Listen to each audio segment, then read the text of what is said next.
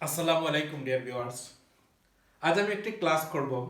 এই ক্লাসটা হলো ওয়ার্ডের উপর বা শব্দের উপর কিভাবে আমরা এই শব্দ বা ভোকাবুলারি বাড়াতে পারি। একটু একটু মাত্র কৌশল প্রয়োগ করলে আমরা অনেক সংখ্যক শব্দ তৈরি করতে পারি।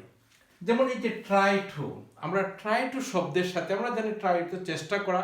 এই ট্রাই টু শব্দের সাথে আরো একটি শব্দ একটি করে ভার্ব প্রয়োগ করে আমরা অসংখ্য শব্দ তৈরি করতে পারি, যা আমাদের ইংরেজি বলার ক্ষেত্রে, লেখার ক্ষেত্রে সব ক্ষেত্রেই কাজে লাগবে। যেমন আমি যদি বলি ট্রাই টু গো, যেতে চেষ্টা করো, যেমন লিখলাম try to go, try to go, try to go, যেতে চেষ্টা করো। যদি বলি ট্রাই টু আন্ডারস্ট্যান্ড, তাহলে কি হবে? Try to understand. আমরা কিন্তু মনে রাখতে হবে ট্রাই টুর পরে আমাদেরকে সব সময় ভার্ব প্রেজেন্ট ফর্ম বসাতে হবে। Try to understand, try to understand, আমাদের বোঝার চেষ্টা করো বা বুঝতে চেষ্টা করো। তারপরে যদি ট্রাই টু কাম, আসতে চেষ্টা করো, ট্রাই টু কাম, আসতে চেষ্টা করো।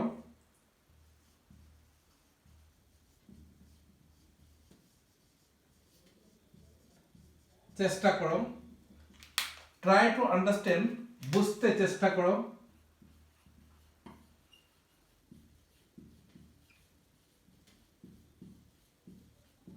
বুঝতে চেষ্টা করো, ট্রাই টু গো, যেতে চেষ্টা করো, যেতে চেষ্টা করো। যদি বলি ট্রাই টু গেট, পেতে চেষ্টা করো, try to get, try to get, পেতে চেষ্টা করো।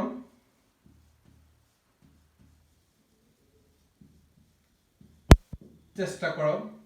অথবা যদি বলি ট্রাই টু প্লে, খেলতে চেষ্টা করো, ট্রাই টু প্লে, খেলতে চেষ্টা করো।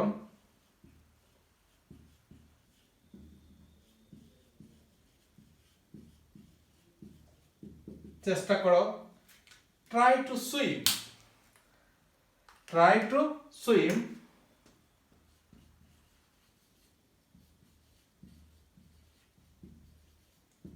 সাঁতার কাটতে চেষ্টা করো।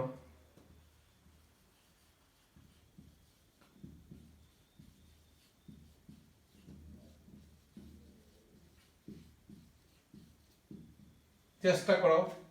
অথবা ট্রাই টু ইট, খেতে চেষ্টা করো, try to eat,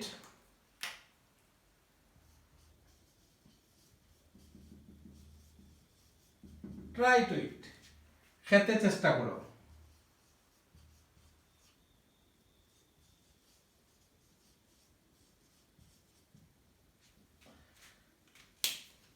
try to play, খেলতে চেষ্টা করো। ঠিক এইভাবে আমরা ট্রাই টু শব্দের সাথে একটি প্রেজেন্ট ফর্ম বসিয়ে আমরা অসংখ্য শব্দ তৈরি করতে পারি।